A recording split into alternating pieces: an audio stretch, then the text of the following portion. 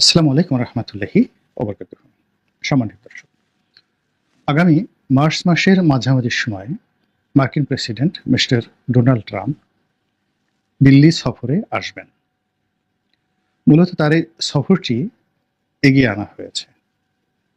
প্রথমে যেভাবে আশা করা হয়েছিল, সেক্ষেত্রে মনে করা হতো যে তিনি হয়তো এপ্রিল মাসের প্রথম সপ্তাহে দিল্লি আসবেন, কিন্তু তড়িঘড়ি করে তিনি তার যে সফরসূচি এটি তিনি এগিয়ে এনেছেন এবং মার্চ মাসের মাঝামাঝি সময়টিতে, যখন পবিত্র মাহে রামাদান উপলক্ষে সারা দুনিয়ার মুসলমানরা সময়টিকে উদযাপন করবেন ভাব গাম্ভীর্যময় পরিবেশে, ঠিক সেই সময়টিতে তিনি মধ্যপ্রাচ্য সফর করবেন এবং ভারত সফর করবেন।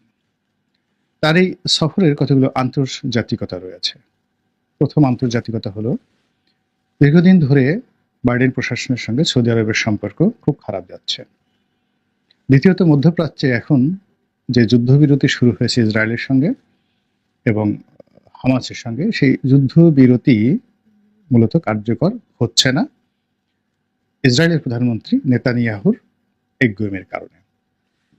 হামাস তাদের কথা মতো জিম্মি মুক্তি দেওয়ার পরেও ইসরায়েলি কর্তৃপক্ষ তাদের কারাগারে আটক থাকা ফিলিস্তিনিদের এখন পর্যন্ত মুক্তি না দিয়ে উল্টো বিভিন্ন রকম হুমকি দিচ্ছেন, ধামকি দিচ্ছেন। তিনি কেবলই মাত্র যে গাজায় অভিযান চালানোর হুমকি দিচ্ছেন তা নয়, ইতিমধ্যে তিনি পশ্চিম তীর, যেখানে মাহমুদ আব্বাসের নেতৃত্বে হামাসের ঠিক বিরোধী পক্ষ ফিলিস্তিনিরা সরকার প্রতিষ্ঠা করছে এবং যাদের বিরুদ্ধে প্রো ইসরায়েলি হওয়ার যে মনোভাব বা প্রো ইসরায়েলি আচরণ করার যে অভিযোগ এটি হামাস করে আসছে, ঠিক সেই জায়গাটিতেও তারা কিন্তু গত কয়েকদিনে মূলত তাণ্ডব চালাচ্ছে। এর মূল কারণ মিস্টার ডোনাল্ড ট্রাম্প। তিনি এই মুহূর্তে সারা দুনিয়াকে হুমকি দিয়ে যাচ্ছেন, ধামকি দিয়ে যাচ্ছেন এবং একটার পর একটা, যাকে বলে এক হাতে বাঁকা বাঁশের বাঁশরি, আরেক হাতে রণতুর্য, তিনি তছনছ করে দিতে চাচ্ছেন। ইউরোপকে প্রথমে ভয় দেখালেন, জেলেনস্কিকে প্রথমে ভয় দেখালেন, কিন্তু ফ্রান্সে এসে আবার জেলেনস্কির সঙ্গে বৈঠক করলেন এবং ইউরোপের নেতাদেরকে জেলেনস্কি যে কথাটি বলেছেন এটি অসাধারণ বক্তব্য, যে তার দেশের শান্তির জন্য তিনি প্রয়োজনে পদত্যাগ করতে রাজি। তো এখনো পর্যন্ত সেই ইউক্রেন এবং রাশিয়ার যে যুদ্ধ বা পুতিনের সঙ্গে ডোনাল্ড ট্রাম্পের যে বন্ধুত্বের যে কথাবার্তা শোনা যাচ্ছে, সেটি শেষ পর্যায়ে কোথায় গিয়ে থামবে, নাকি ডোনাল্ড ট্রাম্প তার নিজস্ব স্টাইল অনুযায়ী রাশিয়ার সঙ্গেও খেলবে, চীনের সঙ্গেও খেলবেন এবং ইউক্রেন থেকে, এই যুদ্ধ বিধ্বস্ত ইউক্রেন থেকে তাদের যে সর্বশেষ সহায় সম্পত্তিটুকু নিয়ে নেবেন, এটা এখনো পর্যন্ত বোঝা যাচ্ছে না। দ্বিতীয়ত, তিনি যে মধ্যপ্রাচ্য থেকে ভারতে আসার আগে মোহাম্মদ বিন সালমানের সঙ্গে একটা অস্ত্র সংক্রান্ত তিনি চুক্তি করতে চাচ্ছেন এবং এই চুক্তিটা করার জন্য it will be very big deal.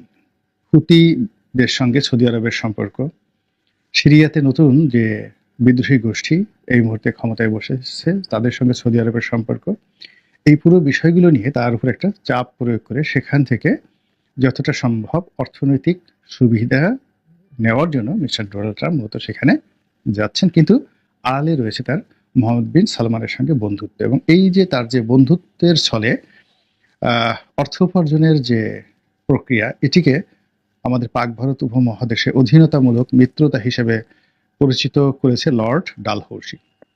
খুবই দুর্ধর্ষ এই তার সেই নীতি ছিল এবং ব্রিটিশ ভারতে তার মতো এরকম দুর্ধর্ষ নীতি কেউ নেয়নি। একইভাবে তিনি বাংলাদেশ নিয়ে খেলছেন, শেখ হাসিনাকে নিয়ে খেলছেন, ডক্টর মোহাম্মদ ইউনূসকে নিয়ে খেলছেন, জাতিসংঘ মিশনে আমাদের যে সেনাবাহিনী কাজ করছে, তো সেই সেনাবাহিনীকে নিয়েও তিনি খেলছেন। আবার মায়ানমারকে নিয়ে খেলছেন, ভারতকে নিয়ে খেলছেন। ভারতের সাথে তার অনেকগুলো বিষয় রয়েছে।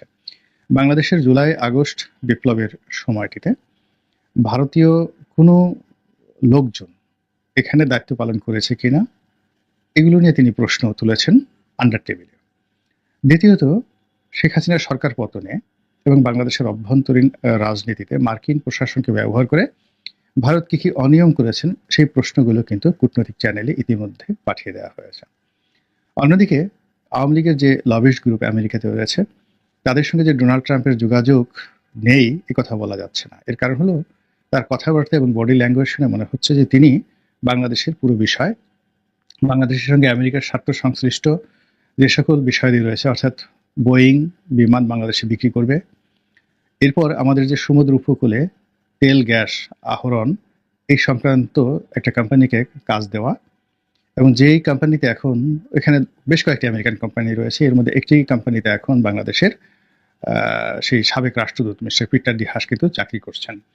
তো তিনি চেষ্টা করছেন ডক্টর মোহাম্মদ ইউনূসের সঙ্গে একটা সমঝোতা করে তার কোম্পানির পক্ষে কাজ নেওয়ার জন্য, আর ডোনাল্ড ট্রাম্প চেষ্টা করছেন তার পছন্দের কোম্পানিকে কাজ দেওয়ার জন্য।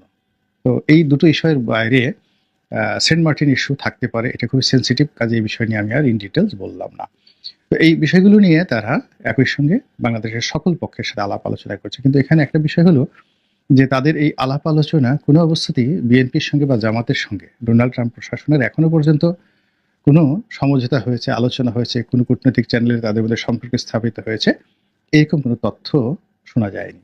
তো এরই মধ্যে তিনি দিল্লি আসছেন এবং নরেন্দ্র মোদীর সঙ্গে তার বহুপাক্ষিক, রাশিয়ার সঙ্গে তার যে চুক্তি, আমেরিকাকে অ্যাভয়েড করে রাশিয়া থেকে তেল কেনা থেকে শুরু করে ভারতীয় যারা ইমিগ্রেন্ট রয়েছেন, অবৈধ অভিবাসী রয়েছেন এবং ভারতীয় যারা ব্যবসায়ী রয়েছেন আমেরিকাতে, তাদের ভূত ভবিষ্যৎ নিয়ে ডোনাল্ড ট্রাম্প ইতিমধ্যে যে সকল সমস্যা তৈরি করে ফেলেছেন সেগুলো নিয়ে আলোচনা হবে।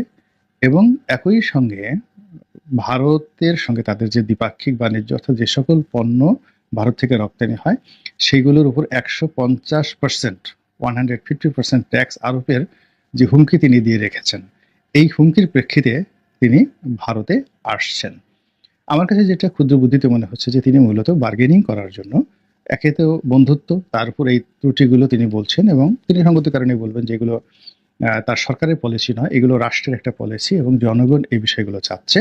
তো কাজেই বন্ধুত্ব আছে, কিন্তু আমি আসলে কি করতে পারি প্রেসিডেন্ট হিসেবে, তার এই টোটাল নীতির মধ্যে রয়েছে আমেরিকা ফার্স্ট। তো এই যে তিনি ভারতে আসেন, এরই মধ্যে আওয়ামী লীগের লোকজন হতে পারে বা অন্য যে কোনো লোক হতে পারে, কেউ ঠাট্টা করে বলতে পারে, কেউ হয়তো একটা উত্তাপ ছড়ানোর জন্য, সন্দেহ সৃষ্টি করার জন্য বলতে পারে, যেটা বলার চেষ্টা করছে যে তিনি যখন দিল্লিতে আসবেন ঠিক সেই সময়টাতে তিনি শেখ হাসিনার সঙ্গে সাক্ষাৎ করবেন। তা আমি শিরোনামে প্রথম বলার চেষ্টা করেছি যে এটা কি সম্ভব যে তিনি ভারতে আসবেন এবং শেখ হাসিনার সঙ্গে সাক্ষাৎ করবেন? এটা হতে পারে। এটা হতে পারে এই কারণে যে মিস্টার ট্রাম্পের পক্ষে অসম্ভব কোনো কিছু নেই। তিনি সেই পর্ন স্টারের সঙ্গে ঘর করেছেন, তার সঙ্গে যৌন সঙ্গম করেছেন, আবার এই ঘটনার জন্য তিনি বেশ কিছুক্ষণ জেল খেটেছেন, এখনো সেই মামলা চলছে। আবার তার স্ত্রীর সঙ্গে তার খুব ভালো সম্পর্ক। তিনি তারই চেয়েও খ্যাপাটে, তিনি যতটা খ্যাপাটে তার চেয়ে আরো 100 গুণ খ্যাপাটে একজন মানুষ। সেই তাকে তার বলতে গেলে এখন ডিফ্যাক্টো প্রেসিডেন্ট বানিয়েছেন সেই ইলন মাস্ককে।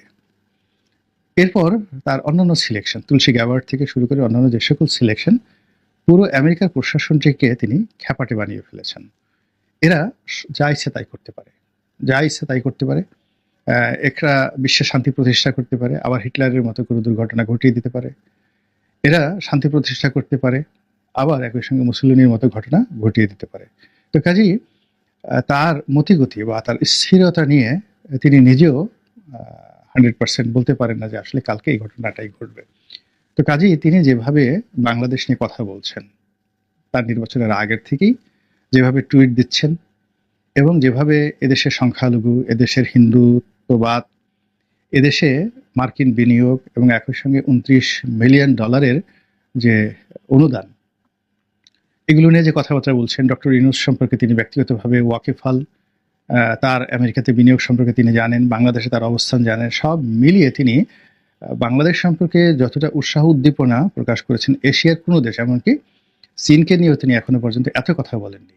অর্থাৎ যেদিন থেকে তিনি নির্বাচনে মোটামুটি শিওর হয়ে গেলেন যে he is going to B elected as a president of United states of America, ঠিক সেই সময় থেকে আজ অবধি বাংলাদেশ নিয়ে তিনি যত কথা বলেছেন, এশিয়ার অন্য কোনো দেশ নিয়ে এত কথা আমি তাকে বলতে শুনিনি। আমেরিকা নিয়ে বলেছেন, তার বাইরে বাংলাদেশ নিয়ে কথা বলেছেন, টুইট করেছেন। তো সেই দিক থেকে বাংলাদেশের প্রসঙ্গ আসলে শেখ হাসিনার সঙ্গে যদি তার সাক্ষাৎ হয়, তিনি যদি আগ্রহ প্রকাশ করেন, আপনি বুঝতে পারছেন যে এই বিষয়টি কতটা একটা প্রলয়ঙ্কারী ঝড় তুলবে বাংলাদেশের রাজনীতিতে। সেই দেখা হলো বা না হলো, কিংবা সেই ছবি প্রকাশিত হলো বা না হলো, এই যে ভাইবটা শুরু হয়েছে, এবং তিনি যদি তার সাথে দেখা করেন সেটা এক ধরনের পরিস্থিতি প্রেক্ষাপট তৈরি হবে, অথবা তিনি যদি প্রকাশ্যে দেখা করেন সেটা আরেক ধরনের হবে, তিনি যদি গোপনে দেখা সাক্ষাৎ করেন সেটা আরেক ধরনের হবে, এবং সর্বোপরি তিনি যদি দিল্লি সফরের সময় কোনো কারণে যে কোনোভাবে শেখ হাসিনা এই নামটি মুখ দিয়ে উচ্চারণ করেন, সারা বাংলাদেশ উত্তাল হয়ে পড়বে। মানে যারা শেখ হাসিনা বিরোধী যারা লোকজন রয়েছে তারা আমেরিকা বিরোধী স্লোগান দিয়ে পুরো রাজপথ তছনছ করে ফেলবে, এবং তারা দিল্লি দখল করবে, আমেরিকা দখল করা থেকে শুরু করে আর অনেক কিছু, মানে এখানে তাদের ক্রোধ সর্বোচ্চ পর্যায়ে পৌঁছে যাবে। এবং একটি গ্রুপ যদি রাগ হয়ে তারা টুঙ্গিপাড়া রওনা দেয় এবং বুলডোজার নিয়ে সেই বঙ্গবন্ধুর মাজার ধ্বংস করার জন্য তারা শক্তি প্রয়োগ করতে চায়, এতে আশ্চর্য হওয়ার কিছু নেই। আবার উল্টো যেটা হচ্ছে সেটা হলো, ডোনাল্ড ট্রাম্পের এই বক্তব্যের পর আওয়ামী লীগের যে সকল নেতাকর্মী পালিয়ে রয়েছেন তারা যদি হঠাৎ করে উজ্জীবিত হয়ে পড়েন, তারা যদি রাজপথে নেমে পড়েন, তারা যদি সাহস অর্জন করে ফেলেন, নৈতিক শক্তি তারা ফিরে পান, তাহলে সেটা সামাল দেওয়ার ক্ষমতা এখন এই মুহূর্তে দুর্বল সরকারের নাই। তো কাজেই যে বিষয়গুলো সামাজিক মাধ্যমে এসেছে সেগুলোকে তুচ্ছ তাচ্ছিল্য করার দরকার নেই। এগুলো নিয়ে সরকারের যারা কর্তা ব্যক্তি তাদের ভাবা উচিত, বিএনপির ভাবা উচিত, এবং পররাষ্ট্র মন্ত্রণালয়ের ভাবা উচিত, এবং সে অনুযায়ী একটি পূর্ব প্রস্তুতি থাকা উচিত ডোনাল্ড ট্রাম্পের সেই দিল্লি সফরকে কেন্দ্র করে। এর কারণ হলো যে এই মানুষ তিনি হঠাৎ করে একদিন আগে বললেন যে বাংলাদেশে কোনো ডিপ স্টেটে আমেরিকা কোনো ভূমিকা ছিল না নরেন্দ্র মোদীর উপরে। তারপর তিনি বললেন যে নরেন্দ্র মোদীর উপরে বাংলাদেশের ভার ছেড়ে দিলাম। ভালো কথা, এটা নিয়ে আমরা আলাপ আলোচনায় ব্যস্ত যে দেখো দেখো দেখো আমেরিকার কোনো ভূমিকা ছিল না, আমরা আমেরিকাকে দায়ী করেছিলাম অনেকে। দ্বিতীয়ত তিনি বাংলাদেশের বিষয়টি নরেন্দ্র মোদীর উপর ছেড়ে দিয়েছেন, এটি কি তিনি ঠাট্টা করে বলেছেন না কি কোনো কিছু মিন করেছেন, এগুলো নিয়েও আমরা বিতর্ক করেছিলাম। তো এরই মধ্যে হঠাৎ করে তিনি একেবারে স্পেসিফিক বাংলাদেশের নাম করে সেই $29 মিলিয়ন দেওয়া হয়েছে, আবার সেটি কোন কোম্পানিকে দেওয়া হয়েছে, কোন এনজিওকে দেওয়া হয়েছে, তাদের ছবি কিভাবে কোন ম্যাগাজিনে আসবে, যে সময় ব্যয় করে মার্কিন যুক্তরাষ্ট্রের প্রেসিডেন্ট বাংলাদেশকে নিয়ে কটূক্তি করেছেন, রাজনীতি নিয়ে কটূক্তি করেছেন, এবং এদেশে যারা এই দুই জনের নাম সর্বস্ব একটি প্রতিষ্ঠান এত বিশাল অঙ্কের 350 কোটি টাকার মার্কিন ডোনেশন পেয়েছে তাদেরকে নিয়ে যে ঠাট্টা এবং মস্করা করেছেন, এটা আমরা কল্পনা করতে পারিনি যে একদিন আগে যে তিনি এই কথা বলতে পারেন। কাজেই তিনি হঠাৎ করে যদি আবার বাংলাদেশ নিয়ে বিস্ফোরক কোনো মন্তব্য করে বসেন আর যাকে বলা হয় শেখ হাসিনার নাম উচ্চারণ করেন, তার সঙ্গে দেখা করেন বা তাকে আহ্বান করেন দেখা করার জন্য, এনি মিনস এটি তার দ্বারা সম্ভব। কেন সম্ভব এটা হয়তো অনেকেই জানেন যে তিনি খুবই ঈর্ষাপরায়ণ, প্রতিহিংসাপরায়ণ, খোঁটা দিয়ে কথা বলেন, এবং সেই দিক থেকে হিলারি ক্লিন্টনের সঙ্গে তার যে খারাপ সম্পর্ক, এটি কিন্তু জো বাইডেনের চেয়ে 100 গুণ খারাপ সম্পর্ক হিলারি ক্লিন্টন। এবং হিলারি ক্লিন্টনের সঙ্গে যেহেতু ডক্টর মোহাম্মদ ইউনূসের ব্যক্তিগত বন্ধুত্ব, বিল ক্লিন্টনের সাথে বন্ধুত্ব, কাজেই বাংলাদেশের বিষয়টি তার নিকট অন্য যে কোনো বিষয়ের চাইতে তাকে চোখ টাটাচ্ছে, তার গলা চুলকাচ্ছে, এবং তার মনের মধ্যে কেমন কেমন যেন করছে। ফলে তিনি বাংলাদেশ নিয়ে কথা বলতে থাকবেন, আর যতই তিনি কথা বলবেন ততই আমরা অনেকেই বিপদ বিপত্তির মধ্যে পড়ে যাব। মহান আল্লাহ রাব্বুল আলামিন আমাদের সবাইকে হেদায়েত দান করুন এবং হেফাজত করুন। আসসালামু আলাইকুম ওয়া রাহমাতুল্লাহি ওয়া বারাকাতুহু।